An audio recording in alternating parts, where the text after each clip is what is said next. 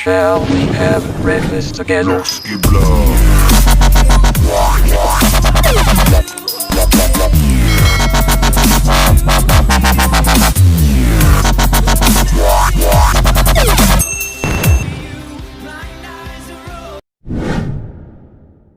Euro Ascenso DHX 150.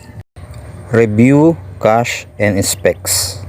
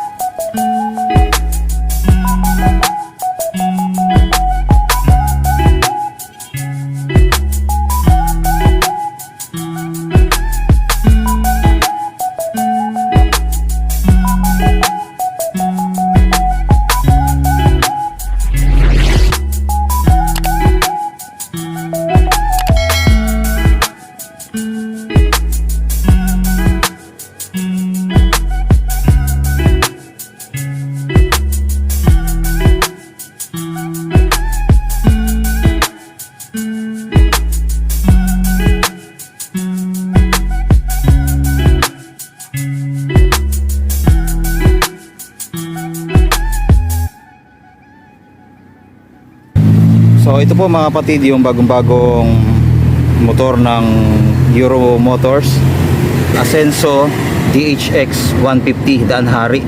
So Euro 3 na rin mga kapatid. Yan. So dalawang kulay yan mga kapatid. Ito yung glossy black, then merong glossy red. Yan. Dito yan mga kapatid sa Mitsukoshi, Santa Cruz, Lubao, Pampanga, no? Ayan po yung kanilang address. So ito ay pwede din sa panghanap buhay, no? Malaki yung kanyang tank, no? Ngayon mga kapatid, alamin natin yung mga specs nito and then yung mga materials na ginamit sa motor na to, no? Dito mga kapatid yung kanyang high and low.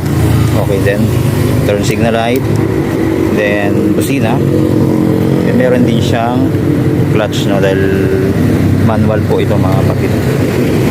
Then dito sa kabila, ito yung bukasan ng ilaw niya, then meron siyang hazard mga kapatid, then yung electric starter, and then yung throttle niya ayos din, malambot, then yung preno sa harap. Then dito sa kanyang panel, yan. So parang may kahawig to mga kapatid sa Suzuki, no, yung pan-tricycle ng Suzuki, no? Ganito yung panel board niya, no? Yan, analog pa rin mga kapatid. And then andito na yung kanyang speedometer, odometer. And then andito may lumalabas dito yung shift indicator, no? Then yung signal light, then yung sa headlight. Then ito yung kanyang susian. So standard susian lang din, pero okay naman mga kapatid. Then ito yung kanyang susi. Yan. Tapos sa handlebar niya, yan, kulay black. Yung iba kasing klase mga kapatid ay parang stainless, katulad nung nandun, no? Ito kulay black siya. Tingnan natin sa kanyang headlight. Yung headlight niya ay yan, round po yung headlight, and then may chrome design dito, no, sa gilid. Then to salamin yan. Tapos yung signal light ay halogen bulb pa rin. Yan. Tapos ito yung kanyang busina, then merong reflector dito kabilaan.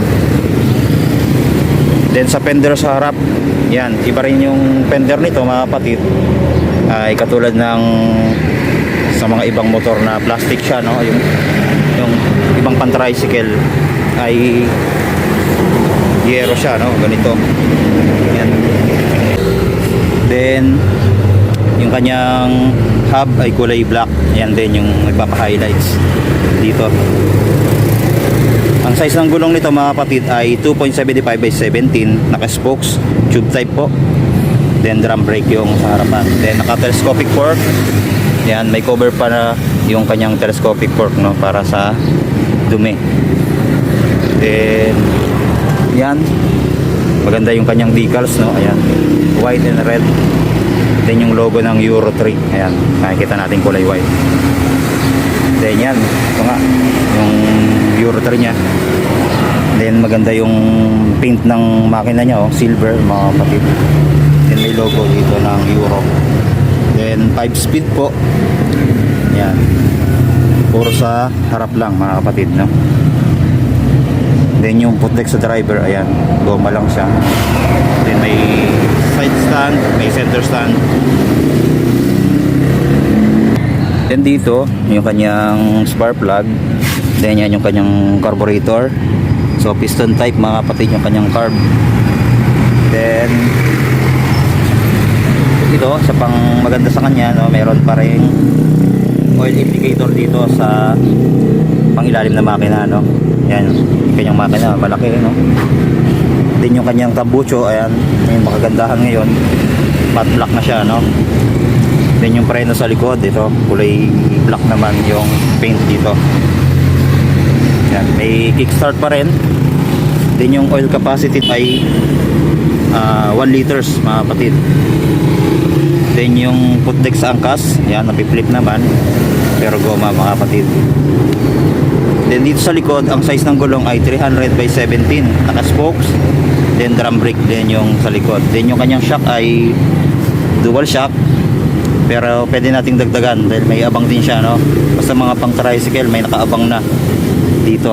Yan, yan po, Asenso DHX 150 Daan Hari. Then dito sa kanyang upuan, ayan, maganda rin, mga kapatid, no. Premium din yung pagkaka-design dito, no, at yung ginamit na materials. Then meron siyang carrier dito, ayan, maganda rin. Malaki din yung metal na ginamit, no.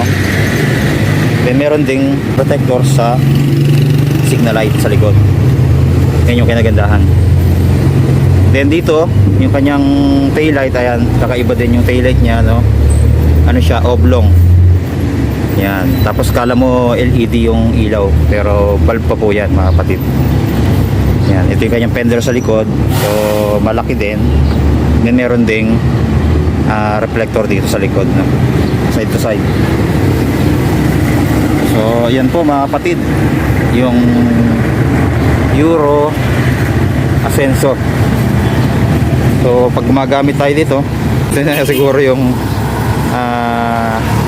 motor na magbibigay sa atin ng pag-angat sa hanap buhay, no, dahil Asenso, mga kapatid. Joke lang, joke. So yun, mga kapatid, avail na kayo dito sa Michokoshi, Santa Cruz, Lubao, Pampanga. So marami pa sila mga motor dyan.